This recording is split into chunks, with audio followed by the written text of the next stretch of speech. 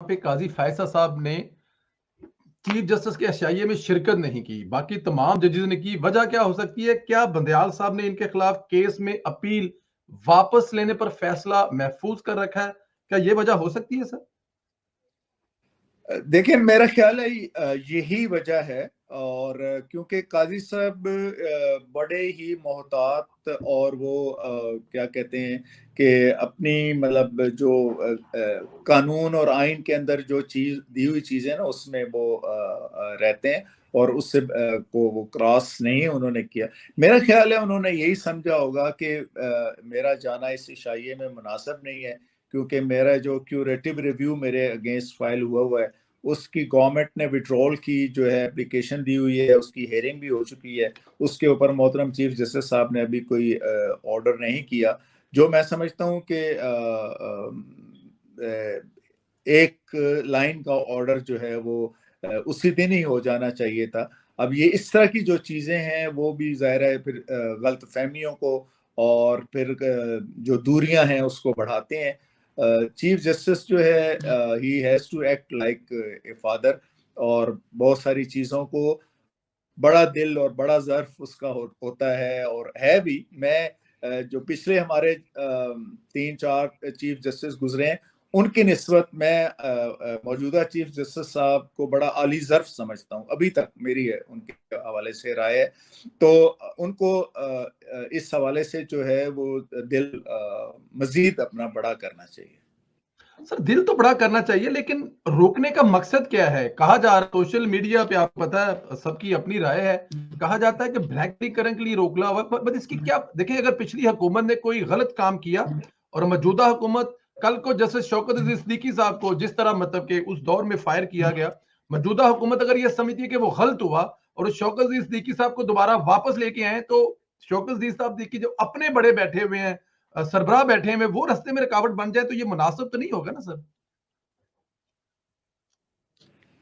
دیکھیں ایک تو ویسے جو مزاجن میں بات کر رہا ہوں، جو موجودہ چیف جسٹس ہے وہ مزاجن روٹین میں بھی نا کوئی بھی آرڈر ہونا تو اس میں وہ تھوڑا ٹائم لیتے ہیں، اس ٹائم کنزیوم کرتے ہیں. یہ ایک نارمل ان کی پریکٹس ہے، صرف اس کیس کے حوالے سے نہیں ہے. لیکن یہ کیس کوئی اتنا بڑا نہیں ہے کہ جس کے اوپر کوئی بڑی ڈیٹیلڈ ججمنٹ چاہیے ہو. اس پہ تو سمپل ایک سینٹینس کا ہے جی کہ learned attorney general seeks permission to withdraw this curative review allowed dismiss has withdrawn. بس یہ اس پہ آرڈر ہونا ہے میرے عقل اور سمجھ کے مطابق. اب اتنا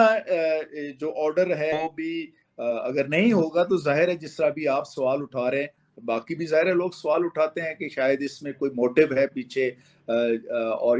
یا اس کو کسی ٹول کے طور پر استعمال کیا جانا ہے، اس طرح کی بات ظاہر ہے کرتے ہیں. اور آپ یہ اب ایسا دور ہے کہ اویئرنیس کا، انفارمیشن کا، جو آپ کسی کو روک نہیں سکتے بات کرتے ہوئے. بالکل ٹھیک کہہ رہے ہیں سر. اچھا سر، سابق چیف جسٹس ثاقب نثار صاحب آج کل کافی، شاید مناسب نہیں ہو لفظ یہ یوز کرنا، کافی خوار ہو رہے ہیں. ان کا بیٹا باپ کے کہنے پر پی ٹی آئی کی ٹکٹیں بیچ کر مال کما رہا ہے. آڈیو آپ نے بھی سنی ہوگی، اس میں تو صاف لگ رہا ہے. تو اس پر کیا فرمائیں گے سر آپ؟ دیکھیں اس پہ میں نے کیا فرمانا ہے. دیکھیں اللہ تعالیٰ کا اپنا ایک نظام ہے، اللہ تعالیٰ کی ایک اپنی ترتیب ہے. جب آپ کو کوئی عہدہ ملے یا آپ کسی منصب پر ہوں تو اس وقت آپ اپنے انسانی حیثیت سے نکل کر کچھ فرعون بننے کی کوشش کریں یا کچھ ناخدا بننے کی کوشش کریں تو ظاہر ہے جو کبر میں کے زمرے میں آتی ہے بات، غرور، گھمنڈ، تکبر کے زمرے میں آتی ہے. یہ چیز تو اللہ کو بڑی سخت ناپسند ہے، اور کبر صرف اللہ تعالیٰ کی چادر ہے، اس پر جس نے بھی ہاتھ ڈالا وہ ذلیل اور خوار ہے ہوا. کہ ثاقب نثار صاحب کے خلاف کاروائی ہونی چاہیے. انہوں نے بہت ظلم کیے ہیں، ظاہر ہے، جس میں آپ بھی ایک آپ کے ساتھ جو زیادتی ظلم ہوئی وہ بھی ایک حصہ ہے. سر کاروائی اگر دیکھا جائے تو نواز شریف صاحب تو اس پارٹی کے قائد ہیں جن کے بھی حکومت ہے، تو کیا ثاقب نثار صاحب کو اتنی بڑی طاقت ہے کہ ان کے خلاف کاروائی ہو نہیں سکتی؟ دیکھیے جی، صرف ثاقب نثار صاحب کے خلاف نہیں، جو ان کے ساتھی ججز تھے جو اس وقت جنرل قمر جاوید باجوہ اور فیض حمید کے ساتھ اینڈز ان گلوز تھے، گلوز یا جو بھی اس کو، سوری میں وہ بھول گیا، جو بھی اس میں شامل تھے ساری، ان سب کے خلاف کارروائی ہونی چاہیے۔ میں نے تو پہلے بھی سپریم کورٹ کو بھی یہ ریکویسٹ کی تھی جی کہ آپ ان کو طلب کریں، اور اس جو میں نے جو باتیں کی ہیں اس کے اوپر آپ جوڈیشل کمیشن میں بنائیں، اور اگر میری باتیں غلط ہیں تو مجھے آپ بے شک ڈی چوک میں پھانسی دے دیں، لیکن اگر میری باتیں سچ ہیں تو پھر مجھے صرف یہ بتائیں آپ ان کے خلاف کیا کریں گے۔ میں نے کل بھی ندیم ملک صاحب کے پروگرام میں یہ کہا کہ جی پارلیمان کمیشن بنائے، اور پارلیمان کے بنائے ہوئے کمیشن کے سامنے میں پیش ہو کر جو میں نے باتیں اس وقت کی تھی 21 جولائی 2018 کو، اور جو بعد میں نے سپریم جوڈیشل کونسل اور سپریم کورٹ میں لکھ کر دی، میں وہ باتیں آن اوتھ کرنے کے لیے تیار ہوں۔ اب یہ دیکھیں نا، پارلیمان اپنے انڈیپینڈنس کی بات تو وہ کر رہی ہے، تو اب پارلیمان کو ایک کمیشن بنانا چاہیے ان چیزوں کے حوالے سے۔ بالکل ٹھیک۔ وہ اب چاہے اس میں ثاقب نثار صاحب آتے ہوں، آصف سعید کھوسہ صاحب آتے ہوں، قمر جاوید باجوہ صاحب آتے ہوں، فیض حمید صاحب آتے ہوں، کوئی اور آتا ہو، جب ایک چیز اسٹیبلش ہو چکی ہے اور جس کے اوپر اب جو ملزمان ہیں وہ سارے کے سارے ملزمان جو ہے وہ کنفیشنل سٹیٹمنٹ دے چکے ہیں مختلف پیرائے میں مختلف طریقے سے، تو اب میں ایک پاکستانی کی حیثیت سے جس نے اپنے کیریئر کو ایٹ سٹیک لگایا، اپنی لائف کو ایٹ سٹیک لایا، اپنی فیملی کی لائف کو ایٹ سٹیک لگایا، میں پچھلے 4.5 سال سے ایک قسم کا بے روزگاری کی زندگی گزار رہا ہوں، تو وہ اس لیے تو نہیں تھا کہ میں نے کوئی پوائنٹ سکورنگ کرنی تھی، اس کا پرپس یہی تھا کہ میرے ملک میں جو ہے آئین کی بالادستی ہو، جو آئین کو توڑنے والے ہیں، آئین کو توڑنا صرف یہ نہیں ہے کہ آپ مارشل لا لگا دیں، آئین کو مختلف طریقے سے ایبروگیٹ کیا جاتا ہے، سبورٹ کیا جاتا ہے، یا اس کو جس کو ہم کہتے ہیں توڑا جاتا ہے، تو اس میں ہونا چاہیے کاروائی۔ یہ تو کوئی طریقہ نہیں ہے کہ آپ کسی کو وہ شریک جرم رہے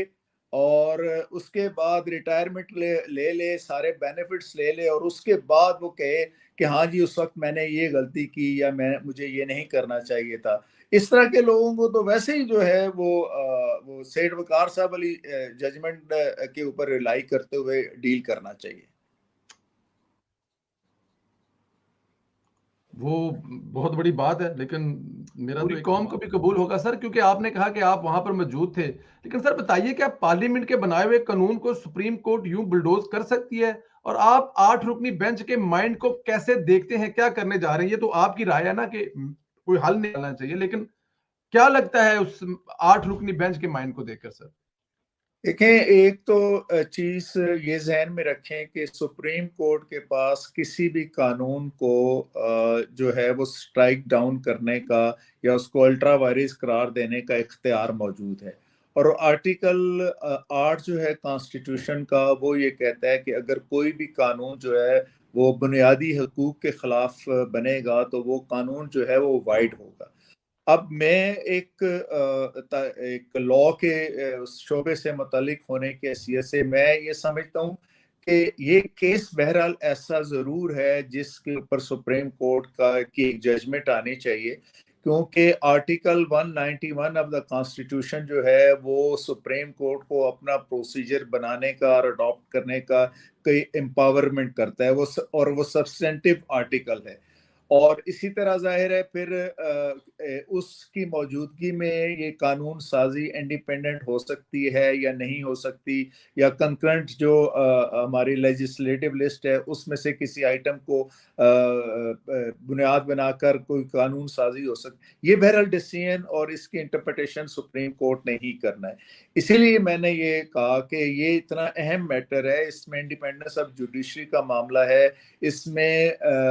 پارلیمنٹ کی جو امپاورمنٹ ہے قانون سازی کی اس کا سوال ہے، تو یہ اتنا ڈیلیکیٹ اور اتنا امپورٹنٹ کویسچن ہے جس کو بہرحال پوری سپریم کورٹ کو ہی آنسر کرنا چاہیے۔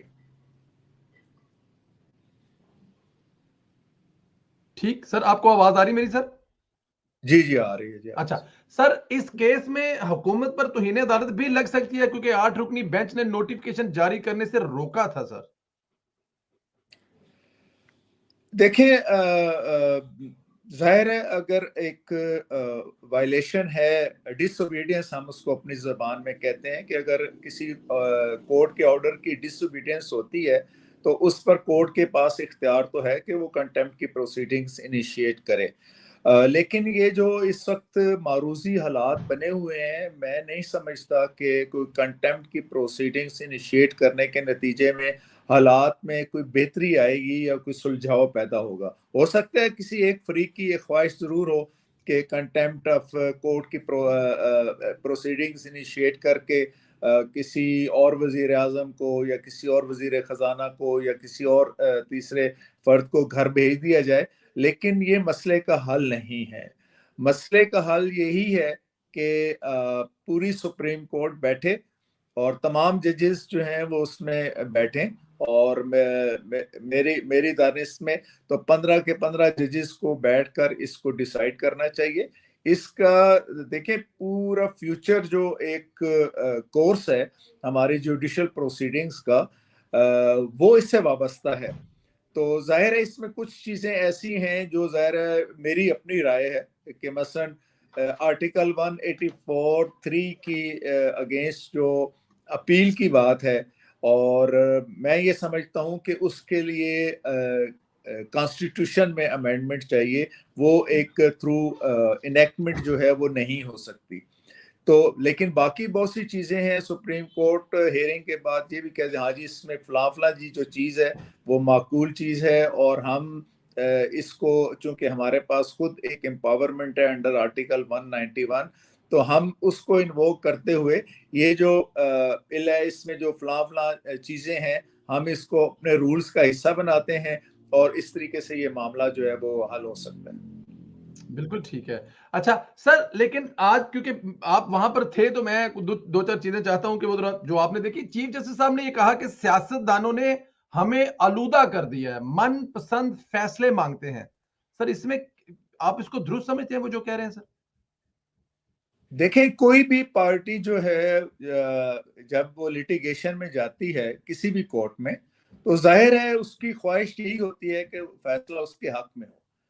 اور ظاہر ہے دونوں فریقین کے حق میں تو فیصلہ ہوتا نہیں ہے، ایک کے حق میں ہوتا ہے، ایک کے خلاف ہوتا ہے. تو یہ توقع رکھنا کہ فیصلہ کسی فریق کے حق میں ہو، تو اس میں تو کوئی قباحت نہیں ہے. لیکن اگر آپ تمام تر جو انصاف کرنے کے تقاضے ہیں اور جو قانون کی ریکوائرمنٹ ہے اس کو پورا کر کے اگر آپ کوئی فیصلہ کرتے ہیں، تو پھر بھلے کوئی ناراض ہو، بھلے کوئی خوش ہو، اس سے کوئی فرق نہیں پڑتا. اس وقت جو معاملہ ہے وہ اس لیے قابل تشویش ہے کہ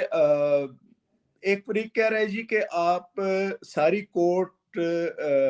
جو ہے بیٹھ کر اس کیس کو سنیں، اس کی کیس کی امپورٹنس اتنی ہے. تو